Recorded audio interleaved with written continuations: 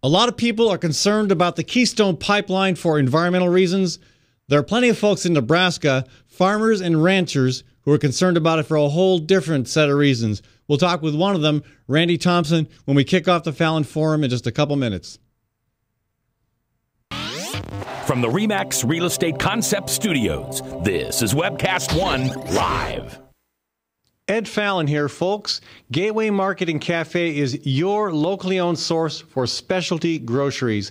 Enjoy chef-crafted, prepared foods, artisan baked goods, organic produce, specialty cheeses, and hand-selected wines and craft beer. Visit the lively cafe for breakfast, lunch, or dinner 7 days a week. Gateway Market is centrally located on the corner of Martin Luther King Jr. Parkway and Woodland Ave. Stop by or visit www.gatewaymarket.com for more details. That's Gateway Market, folks. Good food, great community. This moment of silence brought to you by Tally's Restaurant Bar and Catering, home of Des Moines' premier rooftop dining experience. Located in the heart of Beaverdale, Tally's offers speedy and affordable rooftop lunch, catering for events both large and small, innovative cuisine, as well as vegetarian and gluten-free menus. Come to Tally's for live music, dry-aged steaks, Sunday brunch, and all-you-can-eat ribs every Monday night. Tally's Restaurant Bar and Catering at 2712 Beaver Avenue. Call 279-2067. That's 279-2067. Times are tough, and most people are just trying to make their cars last a little bit longer. That's why you should know about Sargent's Garage in Des Moines. You can trust Sargent's to make the right diagnosis and give you a fair price. Whether it's a routine oil change or a major repair, Sargent's always does outstanding work. So don't give up on that old car just yet. Call Sargent's Garage at 246-8149. That's 246-8149 for Sargent's Garage. Open Sesame is Des Moines' premier Lebanese cafe. This month, Open Sesame is offering an unbeatable lunch special on Monday and Tuesdays. Mention the Fallon Forum when you order anything on Open Sesame's delicious lunch menu and get the second item for half price. That's right, buy one, get one for half price. Open Sesame's pita wraps, salads, soup, and mouth-watering Mideastern specialties will have you and your dining partner coming back again and again. Open Sesame at 313 East Locust Street in Des Moines' historic East Village. From the RE/MAX Real Estate Concept Studios, this is Webcast One Live.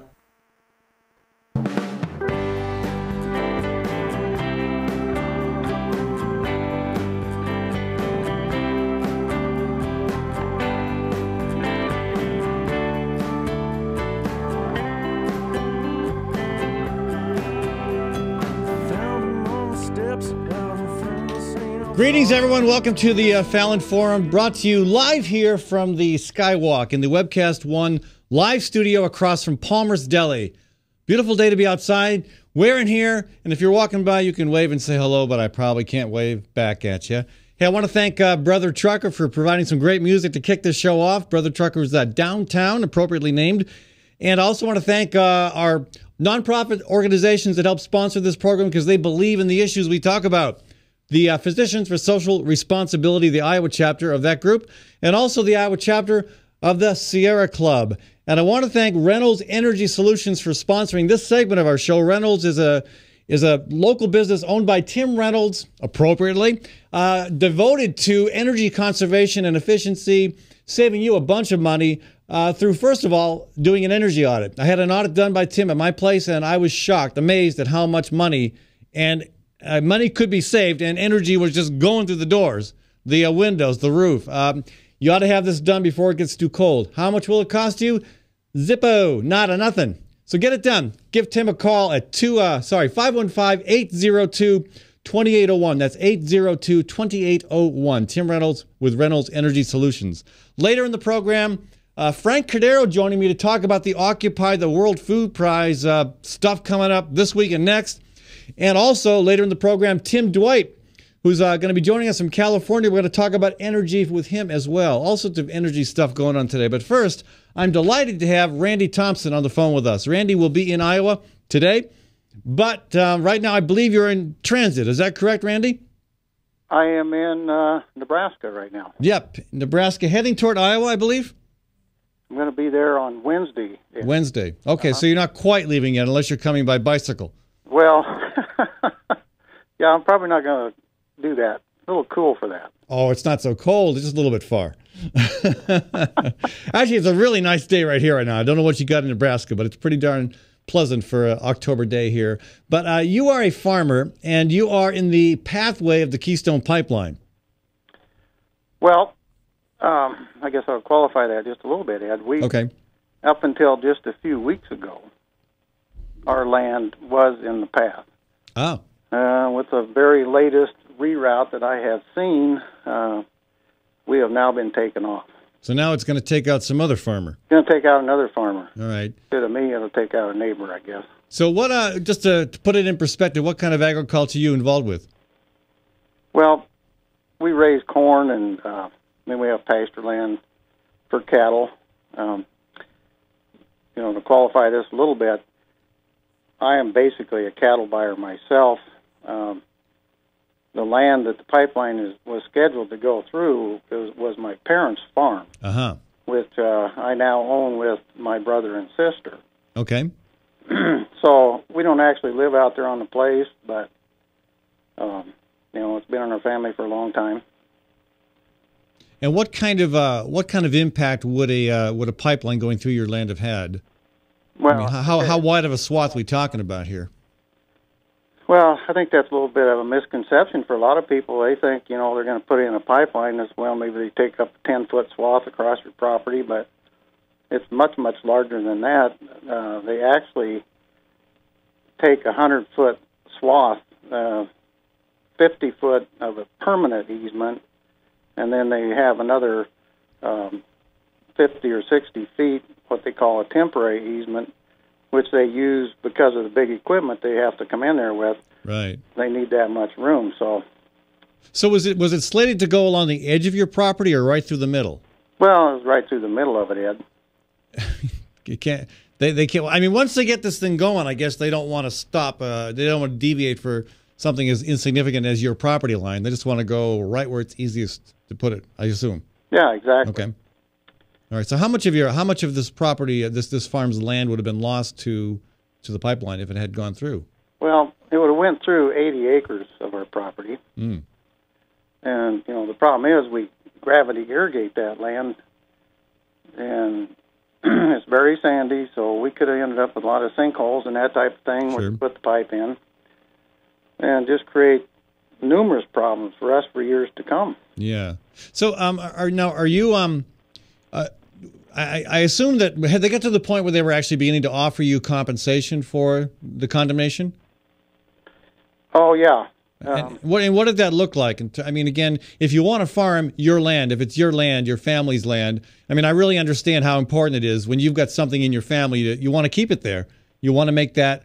You want to send that down to your kids. You want to make sure that stays in the family. I mean, you can't put a monetary value on that. But had they offered a level of compensation that you could talk about at least as a point of reference. That's one thing, Ed. I've had no problem, putting out in the public what these people have offered landowners, at least our land, because people think that we're being offered thousands of dollars. Their first offer was $9,000, and that was for a lifetime easement. It was nine. So they weren't actually buying the land from you. They were just paying you for the easement. Right. And this is $9,000 one-time forever. One-time payment. Okay. For a swath of land 100 feet wide. Did you ever put a pencil to that? How much land that would take on and what kind of revenue you would generate, just farming it like you normally do? It would actually, the permanent easement would take up like 3.8 acres. Okay. So $9,000 for 3.8 acres. Presuming you're in a good year, you might get 150, 200 bushels of corn per acre? Yeah, easily. Okay. I mean, you start putting the math to this, and it's a horrible deal for you. Well, it's horrible. Even just from a monetary point of view. We could continue farming over it. Oh, really? It's that? Oh, you can still farm the over the easement? Yeah, you can still farm over the top of the easement. Okay. But you got a lot of other things to consider. How far down is the pipe? Well, it would be buried 4 feet. Okay. And on our land, it would be submerged in the water because our land is right next to the Platte River. Ah, okay. So any kind of a leak, would have went right into our water system. Well, and that's a problem, isn't it? I mean, these pipelines, it's not like they're put in the ground or even above the ground in some cases and never have any discharge. There's all sorts of problems, including with this company, with these pipes leaking. Oh, absolutely. Well, yeah, I imagine you've done a little research on that. What did you find out? Well, you don't have to look too hard. They put in the Keystone 1, which goes in eastern Nebraska, and it leaked 14 times the first year. And they had one event up in North Dakota where it shot a geyser of oil 60 feet in the air. Mm-hmm. And, so when they come out with this, it's going to be the safest pipeline ever built and all that crap, you can put that in your head. Yeah. For what it's worth, Yeah. How do they contain a geyser of oil spouting into the air? How much is spouted and gets into the groundwater or who knows where before they can cap something like that? Well, yeah, and they say, they can shut it down immediately. Well, I actually have met and visited with the farmer that saw this geyser of oil one morning when he got up, and he called TransCanada, and they did not believe him. It took several minutes for him to convince them that they had a problem. And so then, they eventually got it shut down, but by the time they got it shut down, there was 21,000 gallons of oil on the top of the ground. Wow. Now, you're going to be speaking in Ames on Wednesday. Right. With Tom Porbear, if I have his name correct, with the Oglala Nation, correct? Yep. So it's an interesting group to be teaming up, a farmer and a leader of a Native American nation. I don't know whether Tom is going to be joining us at all today or later this week, but I'd be happy to hear his perspective as well, or maybe you can give us in a nutshell what his angle on this is. Well, I think they're very concerned about the same things that we are, the risk to our natural resources. The pipeline would cross their water pipeline that they have. Actually crosses over their or under their water pipeline? Yes, because they have to pipe their water into the reservation. Oh, because it's, what kind of rainfall do you get out there in that part of the state? Oh, we're probably about 20, in the low 20s someplace.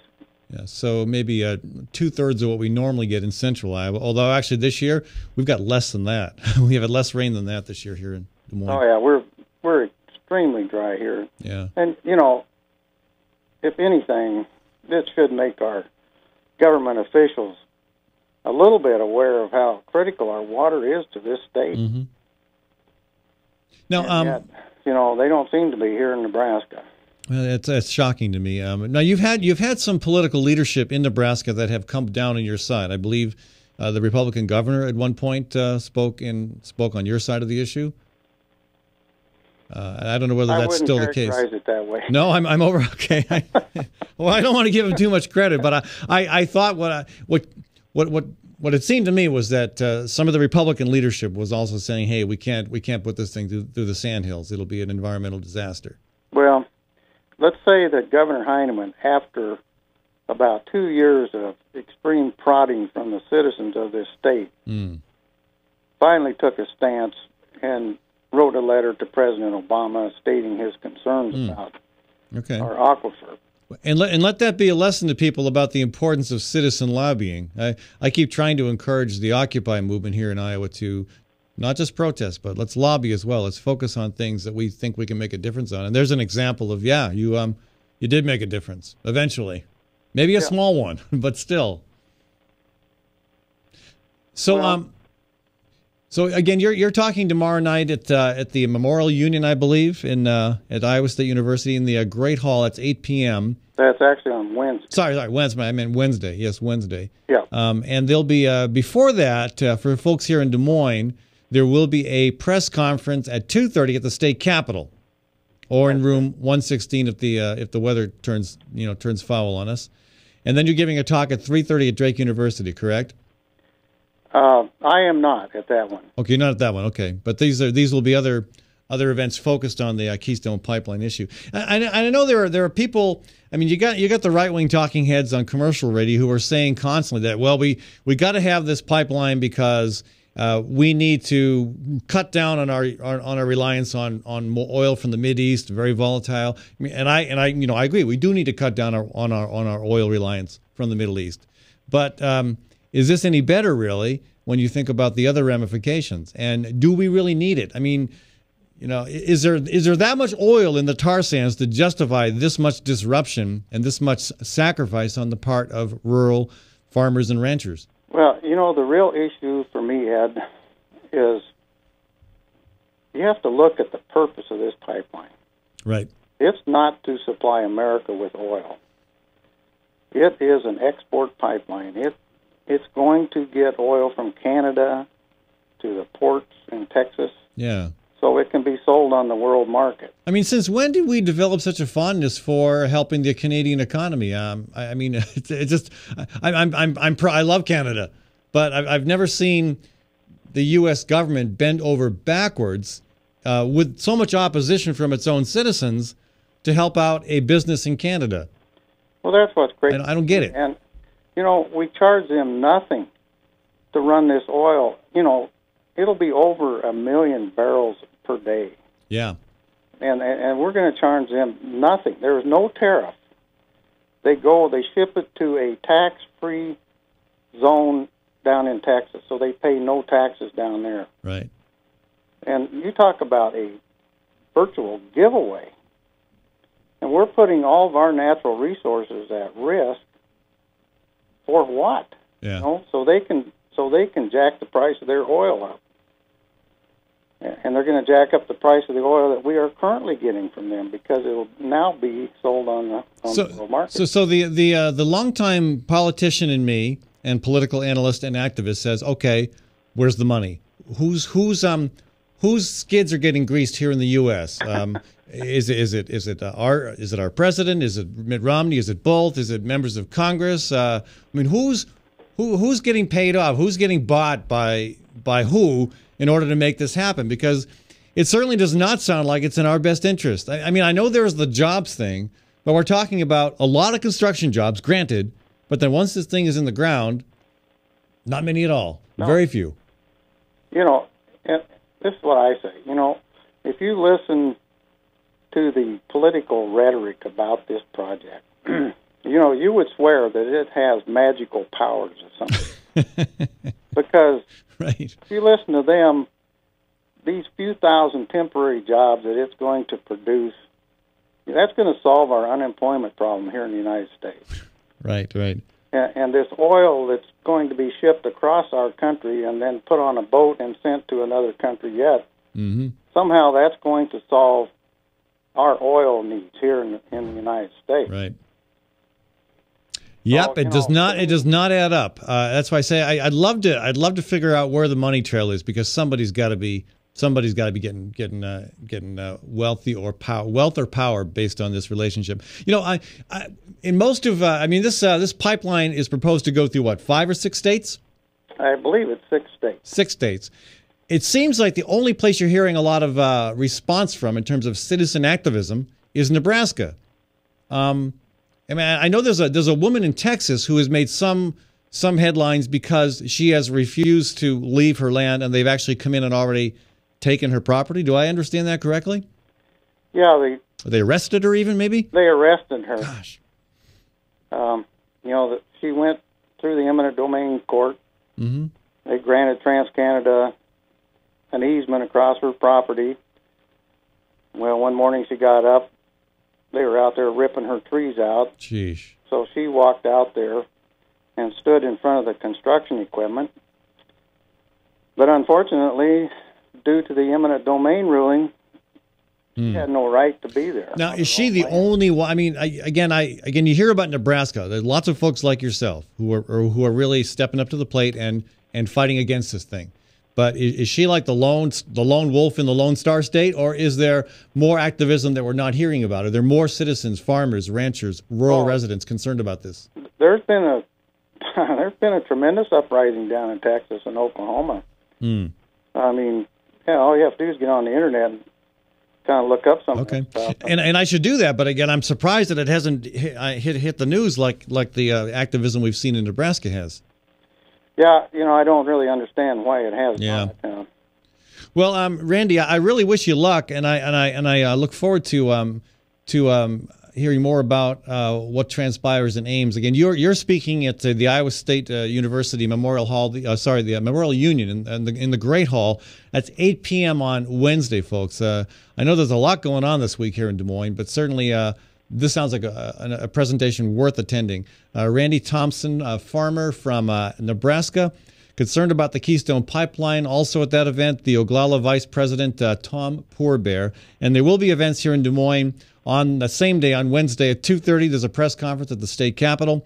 And also at 3:30, a discussion at Drake University. Folks, it's an important issue and one that we ought to be helping our neighbors do something about. Randy, thanks so much for joining us. Thank you, Ed. I appreciate it. All right, best luck and safe travels. Thank you. When we come back, folks, Frank Cordero is my guest. Frank is with the Des Moines Catholic Worker, also been active with the Occupy movement. We argue sometimes. We give each other a hug once in a while. We have some disagreement on the issue we're going to talk about. It's an important one because it gets to the heart and soul of how farming, how agriculture happens in this country. The issue is the efforts coming up this week and next week to occupy the World Food Prize. From the RE/MAX Real Estate Concept Studios, this is Webcast One Live. Tim Reynolds with Reynolds Energy Solutions will give you a comprehensive energy audit that will cost you nothing. Tim will identify the many ways in which you can reduce energy use while saving money. Ed Fallon had Tim over for an audit last month and was amazed at how much energy was going through the roof, the doors, and the windows. So, before the cold winds of winter blow, give Tim a call at 515-802-2801. That's 515-802-2801. Tim Reynolds with Reynolds Energy Solutions will give you a comprehensive energy audit that will cost you nothing. Tim will identify the many ways in which you can reduce energy use while saving money.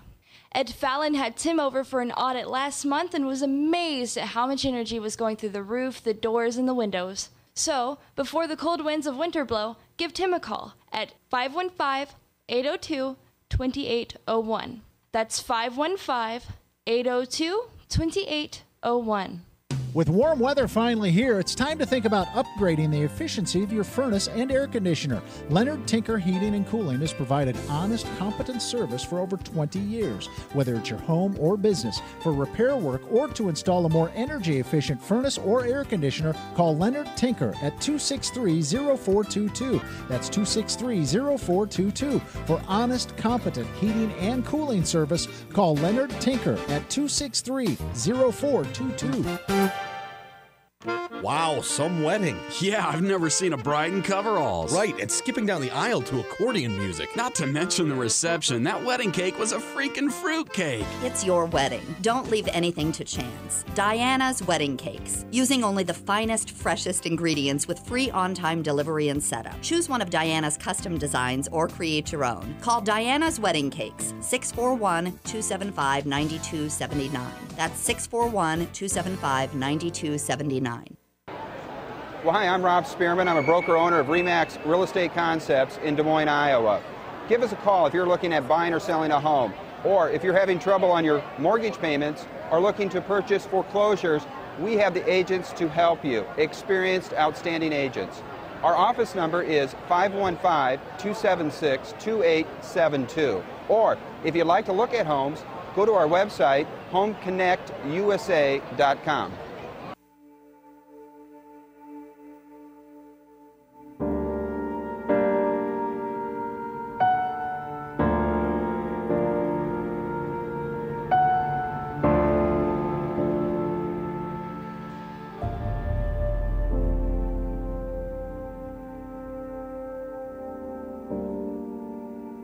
There is hope.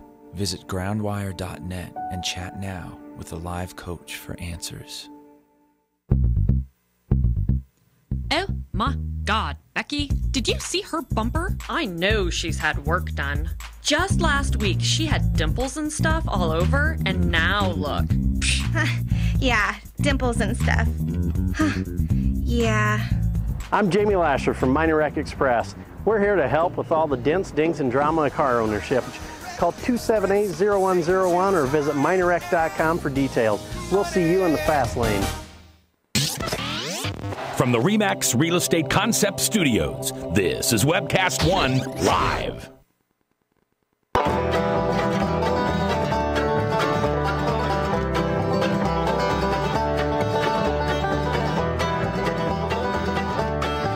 What, you don't recognize that tune?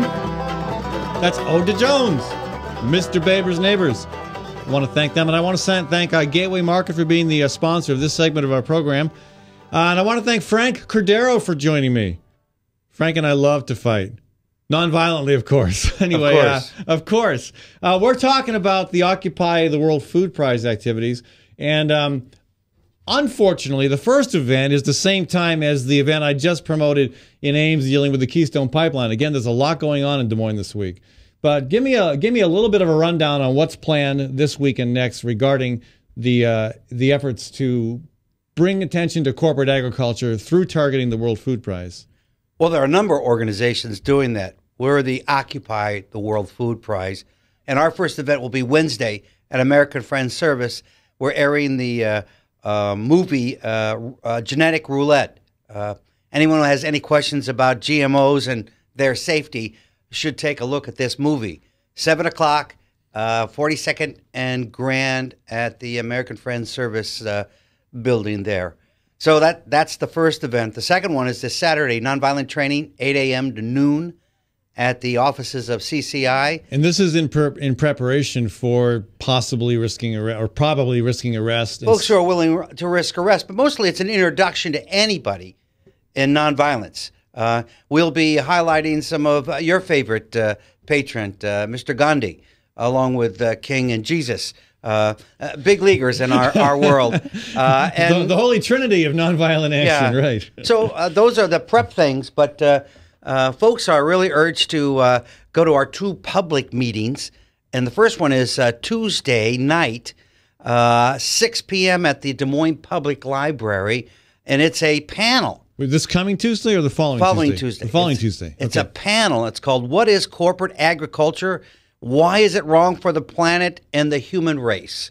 And the second public event that has a speaker is Friday at the Unitarian Church at 7 p.m., and it's all about the Food Sovereignty Prize. Right. It's an alternative prize to the so-called World Food Prize. Right, and this has been going on for a few years now, right? Yes. Yeah, and I can't remember who all's behind it, but... a number of grassroots, progressive, indigent, subsistent type of farming and people who are concerned with the planet. And the recipient is from Korea, I think, right? That's right. All right. That's right. So those are the traditional, go to an event, be educated, good speaker, good information. And then for the real hardcore folks, what do you got planned? For those who understand that the Occupy movement is something you do with your body in public space at jeopardy to your well-being, but for the higher goal. Again, that's part of what Occupy is about, or in my opinion, part of what it should be about, but that's another conversation. Whatever, Ed. Okay, it's but part of this is what we're doing. All right. So we're going to be out on the streets, and from Tuesday, Thursday, Friday, noon to 5, right there at the building at 100 Locust Street. The old library. The old library, now the gold-plated corporate ag showplace. And we're also going to be doing direct action.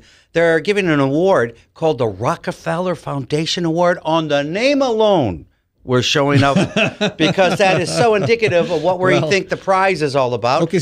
And that'll be Tuesday or Wednesday, the 17th. Right? No, Wednesday the 17th at 4 o'clock on the sidewalks at the World Food Prize building, and we'll be occupying at that time some kind of direct action. And that's separate from the. That's right. We have two planned direct actions. When's the actual World Food Prize laureate? The following day. That's Thursday. Thursday night, okay. The 17th, at the State House. Okay. So we will literally be reoccupying the place you all got arrested last year.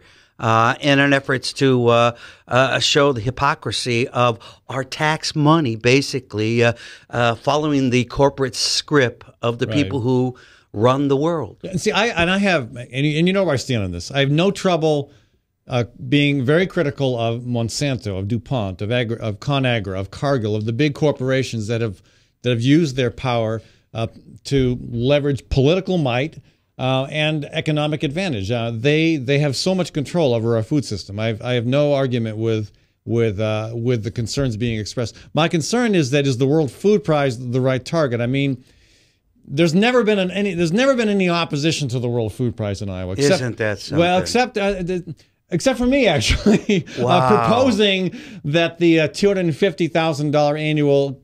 Now that's up to $1 million. But when I was in the legislature, there was an annual $250,000 appropriation to the World Food Prize, which struck me as $700,000 thereabouts these days. And I think it hit $1 million a year ago, didn't it? Okay, I'm on your side there. Yeah, but anyway, it's opposition has been minimal. Right here. You don't see a lot. And my opposition was not so much, it was partly the prize tends to focus on GMO corporate ag stuff. But the other part was this is not the appropriate role of state government. We should not be given $250,000 to a foundation that has such deep pockets that it does not need that kind of money. And you look at what Governor Branstad does this year. Cuts a measly, $50,000 appropriation to the food bank. But so the point is there's not a lot of opposition to this. This is new. I've been trying to get Ken Quinn, the ambassador, a guy I respect, a guy I like. I've been trying to get him to come on my show and talk about how you feel about being targeted for this reason. I can't get any discussion out of him. I'm disappointed in that.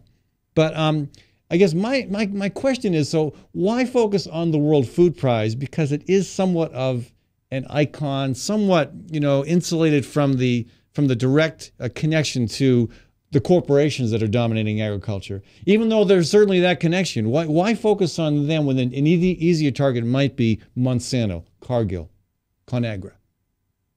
Well, because the World Food Prize is really a corporate World Food Prize, and that everything it does is meant to enrich the corporate brand that we are the best thing a hungry world has in its corner, and we are feeding the poor.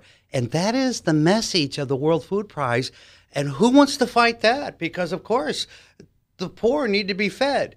Listen, we feed the poor in Des Moines, too. We ain't proud of it.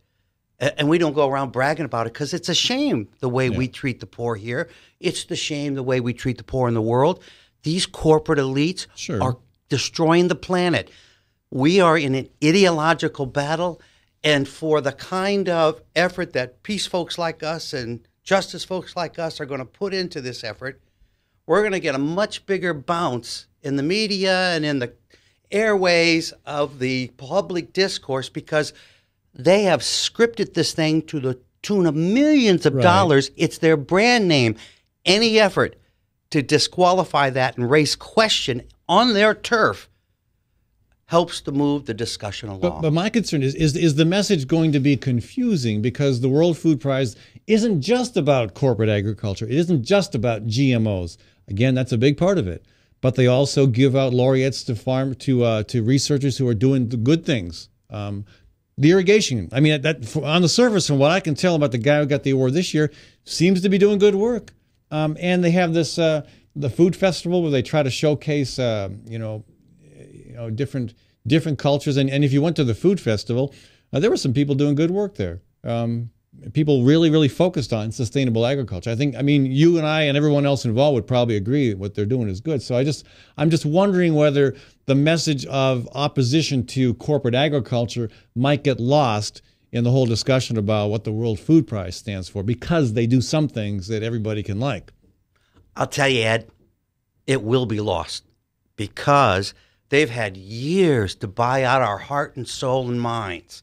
And folks like you, Ed, of all people, who say yourself, I'm a singular voice against this thing, but direct action, civil disobedience, street stuff, well, that may not go well because it's such an icon. Simply tells me how serious it is and how very important it is for us to do what we're going to be doing. No, I mean, and again, I don't. My opposition to the appropriation was partly based on what the organization stands for. But again, I see them doing some good things. My biggest opposition was not the right role for state government to be taking tax dollars to one foundation that has deep pockets. So Well, then maybe we're not on the same page, because when you started this program, you talked about the kind of influence these corporate elites have on our whole world food system. Oh, yeah. We're on the same page there. Absolutely. And this is their branding, and they've been working on it for years, and this is sort of like their Nobel Prize for food. It is, exactly. It's how they voice it. This is the place to confront this ideology, because I think there are people out there who are making the connections, connecting the dots.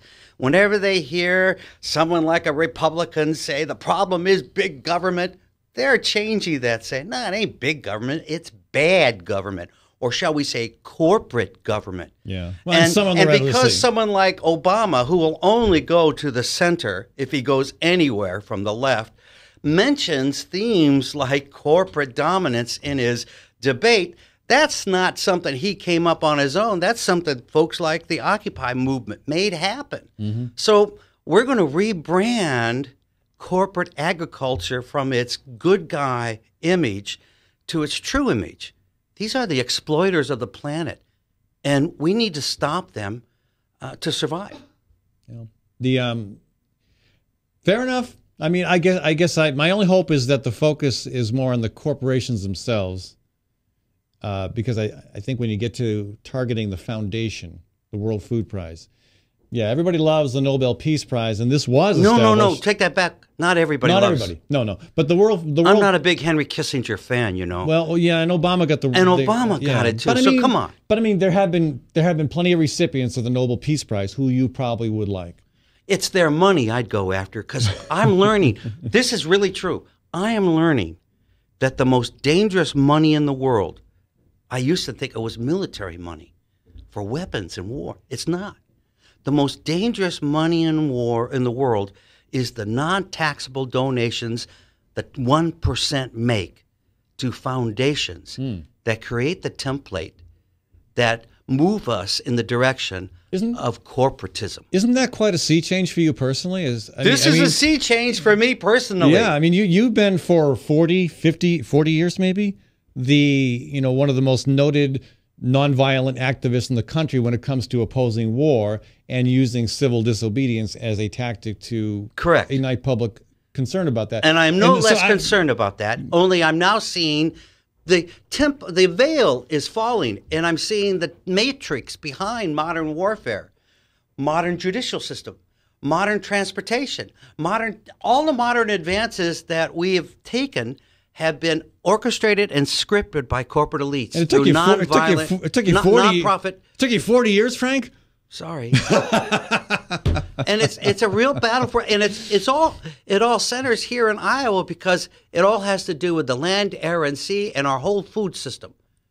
It's critical. Yeah. All right. So what other than the educational activities plan, the movie, the 2 different speeches, what do you think? What should people expect to see happening with regards to the actual civil disobedience? They'll see pretty much what they've saw in this city for over a number of years when folks like us do these things. Specifically, the Occupy the Caucus campaign is one of the models that we're actually trying to emulate. So you'll see good-spirited street theater and speeches.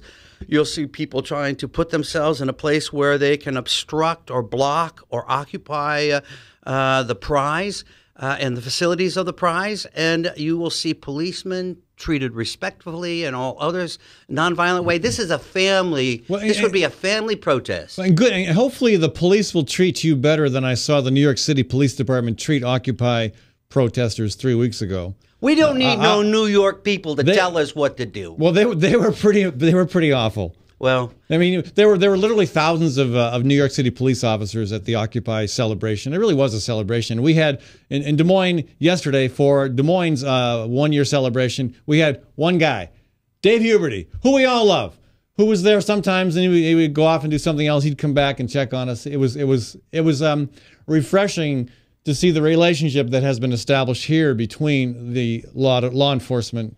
Well, I wouldn't want to minimize the issue of police brutality. Oh, no, and not at all. systematic and structural violence that is endemic to the police departments, of course. Sure. It's our country. But I also know that if we are speaking the language and believe in the language of Occupy, the 99% includes every policeman in this country. Yeah.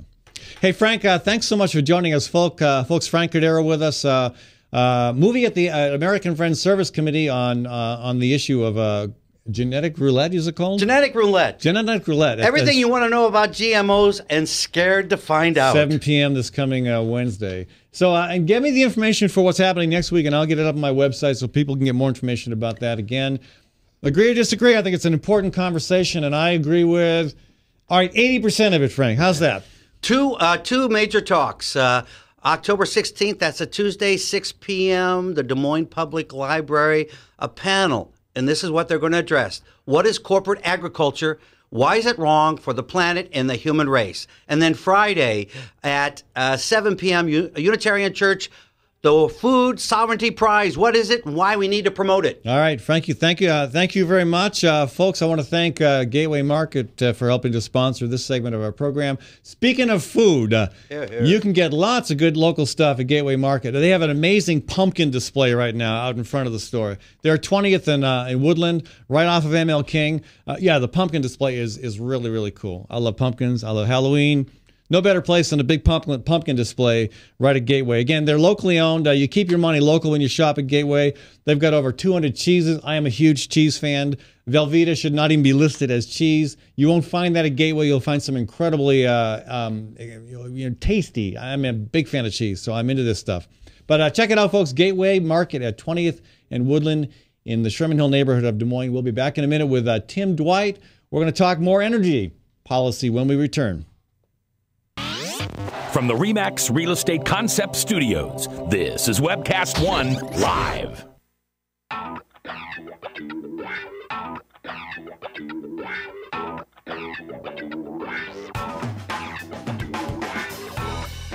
Well, good morning. This is the 7th of June in the Lord's year 2010, and this is day 1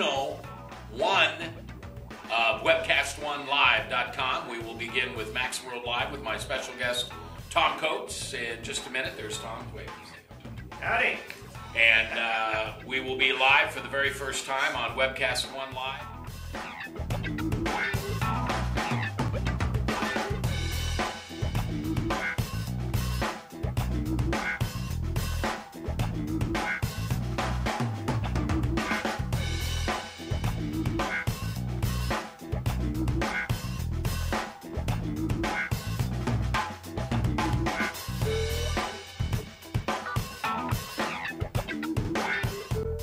Someday we're going to look back on this and say, gosh, remember that old day in history? Wonder where Walter Cronkite was. He must have been around hanging there too. But actually, it's the beginning of Webcast One Live. And thank you for listening. Thanks, Rob Spearman, and everybody who's put together this project together. And we're ready to go live now. So thanks for listening to MaxWorldLive.com.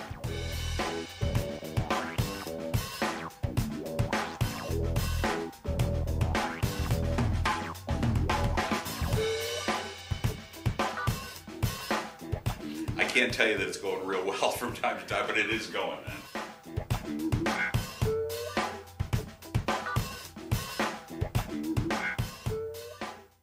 Hi, folks. It's Ed Fallon here. Proof Restaurant at 13th and Locust. You've probably been there for their award-winning, nationally recognized lunch specials. Well, now Proof is open Thursdays and Fridays for supper. And here's where the chefs really get creative. Let me tell you, they're like artists, okay? I've been there, and it is one of the best meals I have had in Des Moines. I've heard that from other people. You got to check it out. Proof for supper, Thursdays and Fridays, and also the second Saturday of the month.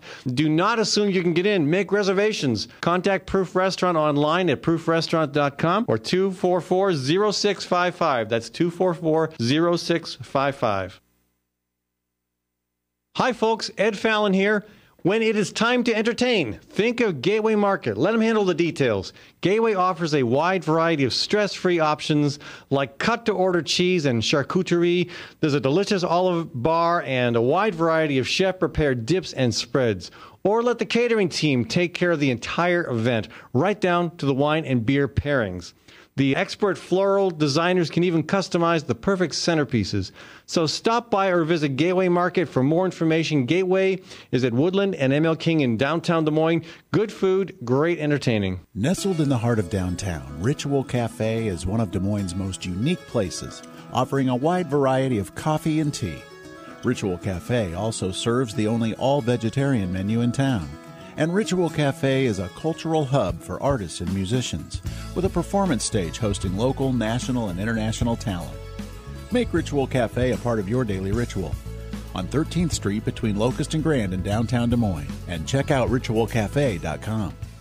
I love driving to Newton to see the races. Me too, but I only have to drive across town. You live in Newton? Yep, Newton's got small town charm and it's close to Des Moines. I love the safe, friendly neighborhoods and family-owned businesses. And Newton's wind energy industry is really taking off. How'd you find your home? Dan Kelly with First Choice Realty. And Dan helped me find my office too. Next time, instead of just speeding by, I'll stop in and check out Newton. Why don't you check out Newton? Call Dan Kelly at 641-521-9260 or Dan Kelly at mchsi.com.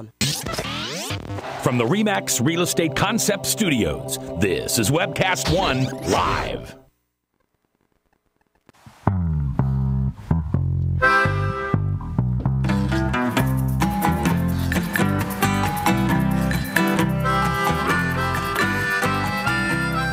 Hey, that's Punktown bringing us back to our conversation. And this segment of the Fallon Forum is brought to you by Proof Restaurant in downtown Des Moines. Proof Restaurant is now open for supper just recently, Wednesday, Thursday, Friday, Saturday.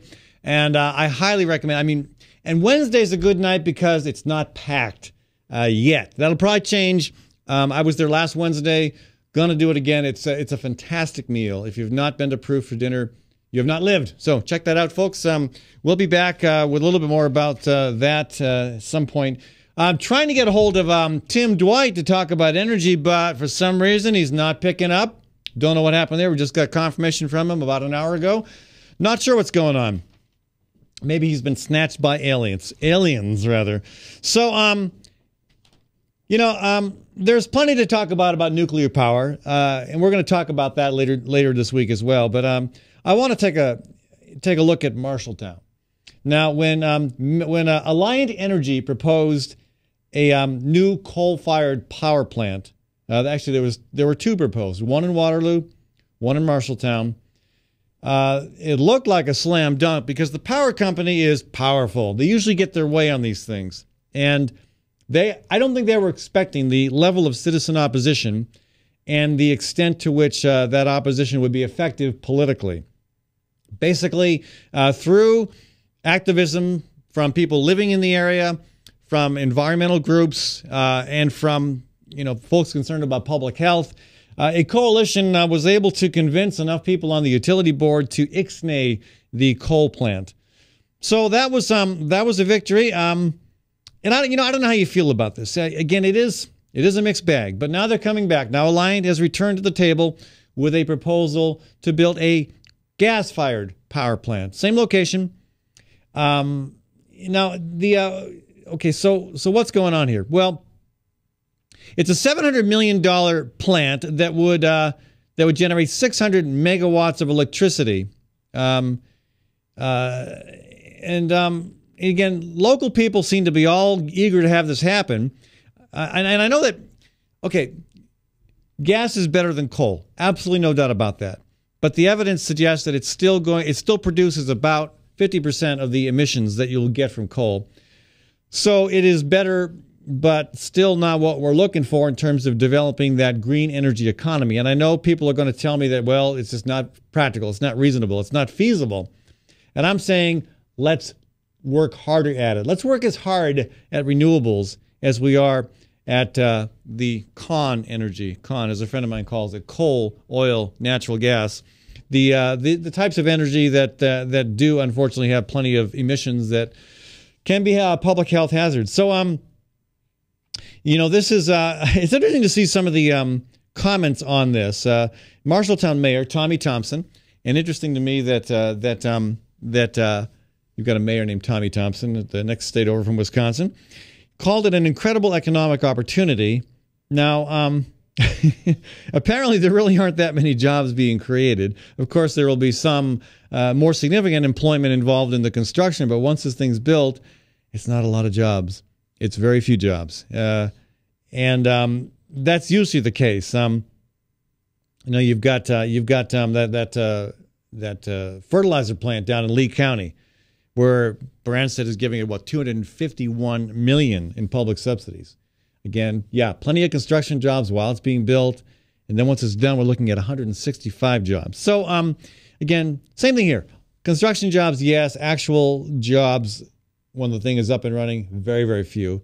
And yet the mayor's all excited about that. Okay, it gets more interesting as the as the people weighing in on behalf of this jump up to the table and say this is the greatest thing since sliced bread. The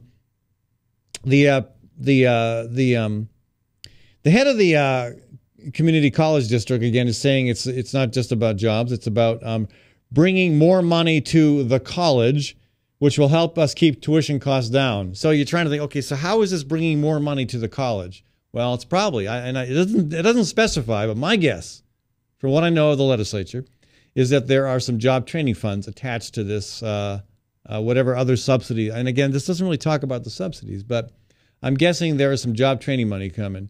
And that, again, certainly helps Alliant Energy, also helps the community college. But it's a shame that these things have to become part of the job creation scheme, and in this case also the educational environment in Marshalltown. So the one that really got my attention was a quote from the president of the Marshalltown Medical and Surgical Center. This is Brian Burnside, who says in the article that's out about this recently, he says the plant was credited with the opportunity to help control medical costs, and that kind of I was still waking up when I read this, but that kind of like brought me to attention. Quote, a modern generating plant can provide low-cost electricity and help keep healthcare costs down. I mean, I guess you can credit if you really want to stretch it, you can find a way to credit anything. Maybe the new gas plant will reduce the obesity level in Marshalltown. Maybe it will help people who are there from Latino countries to learn English more quickly.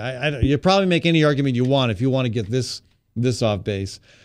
Again, there's no detail as to what he means by that. I'm guessing that perhaps he thinks that because gas will emit only 50% of what coal will, the health benefits of not being poisoned by coal will be realized. That's quite a stretch. That's like saying, hey, I'm going to run you over with a bike.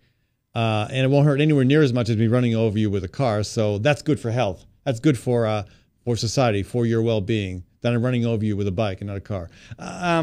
Okay, again, that's not logical. Neither is this. So I hope that I hope people will challenge this. And I want to talk more about this later in this week with people who know more about this than I do. But I mean, again, part of the reason this is moving forward now is because the coal plant was so emphatically shut down, not just by citizens, by the way, not just by the Iowa Utility Board, but by the federal government, who basically, through rule changes in terms of air quality management, have put the kibosh on the likelihood that we're going to see any more coal-fired power plants. So again, natural gas. It was more expensive. But now, because of the quantity being produced and because of fracking, the system of extracting it, its price tag is going down. In 2008, natural gas sold for more than $10 per 1,000 cubic feet. Since 2008, again, a surge of gas production from new shale fields, and again through fracking, new technology that I don't think people realize just how dangerous fracking can be to the land and to the water and to public health.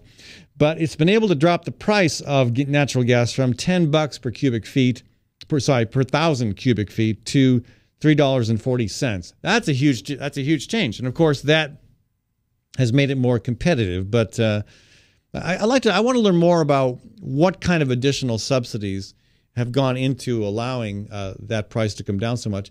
And the other thing we got to talk about when you think about subsidies is what happens when there is a leak, when there is environmental disaster, when you've got cleanup to do, when you've got neighbors, farmers, rural residents to compensate for any destruction to their property, to their way of life. I mean, you have to start factoring that into the equation of the full economic impact, the full cost. But of course, those costs aren't picked up by the corporation usually, or the industry. They're usually picked up by the taxpayer, and that may be what happens in this case as well. So, coal's, and again, I say this with the caveat that I understand why this is, why this is preferable to coal, but again, still 50% of the emissions of coal is still a heck of a lot of emissions that I think we could get to the point of avoiding if we started taking renewables and research into renewables and, gosh, things just like the wind energy tax credit. So we started taking that stuff more seriously.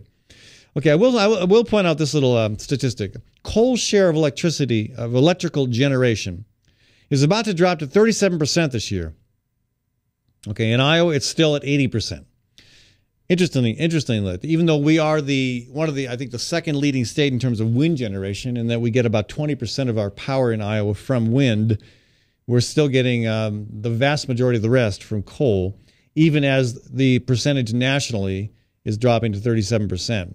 And that's down from 42% in 2011 and from 49% in 2007. Okay, so the percentage of the nation's electricity from coal dropping while gas is growing. Gas is growing from 25% in 2011 to 31% this year. So expect more conversations about fracking, about the environmental and land use and eminent domain concerns relevant to natural gas production.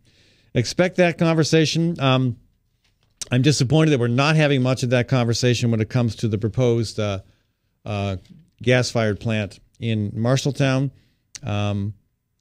Even if we should determine that, hey, this is okay to go ahead with this, I think the conversation with a little bit more critical thinking would be helpful.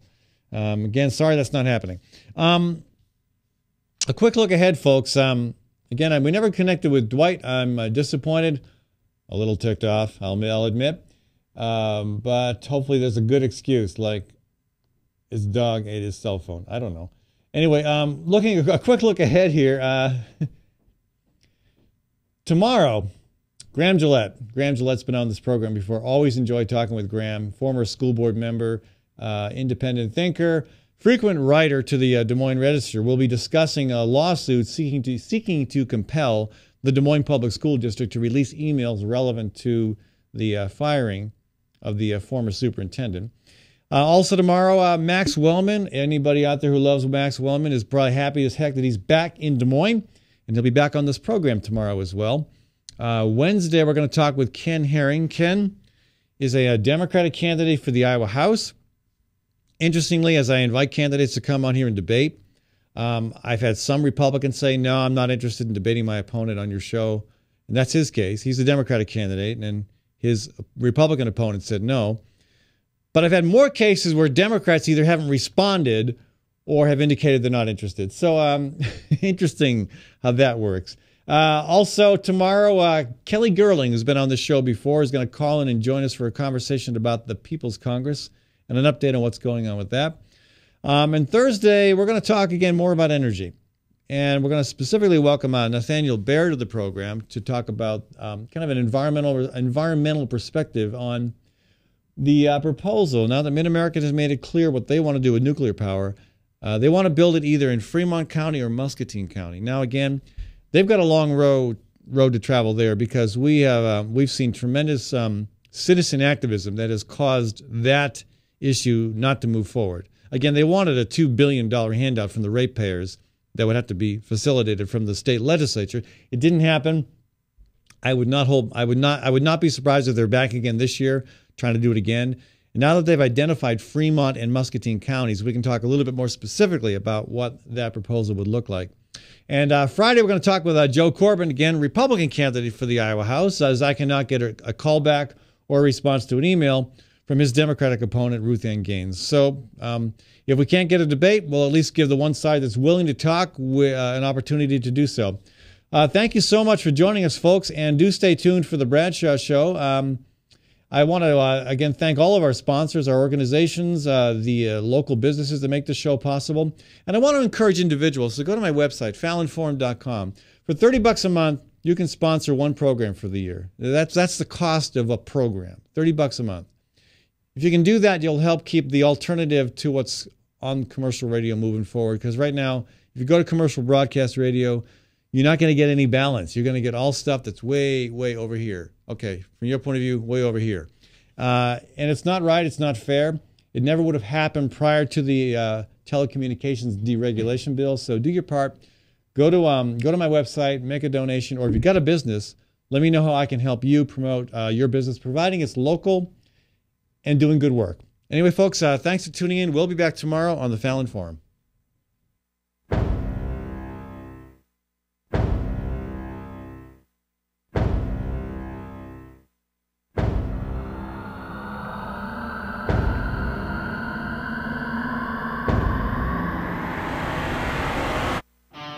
I'm just saying. I'm just saying. I'm just saying. I'm just saying. I'm just saying. I'm just saying. Ching ching. I'm just saying. I'm just saying. I'm just saying.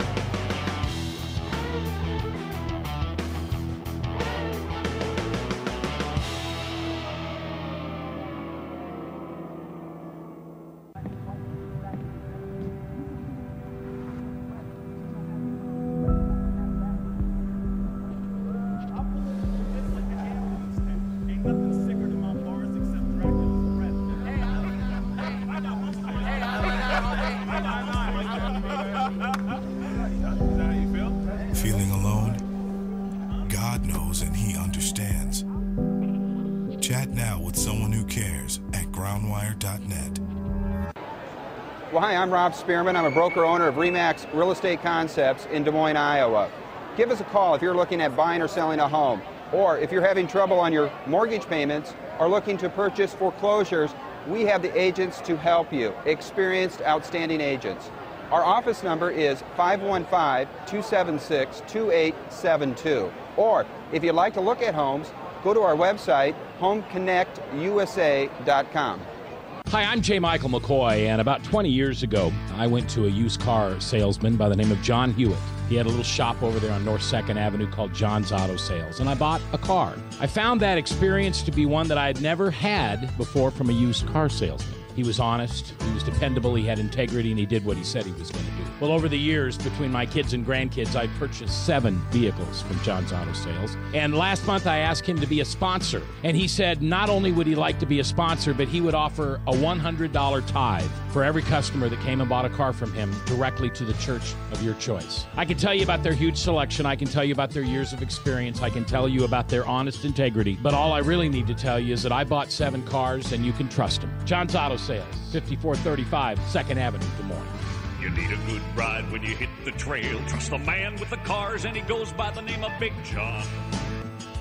Big John. Big John. From the RE/MAX Real Estate Concept Studios, this is Webcast One Live.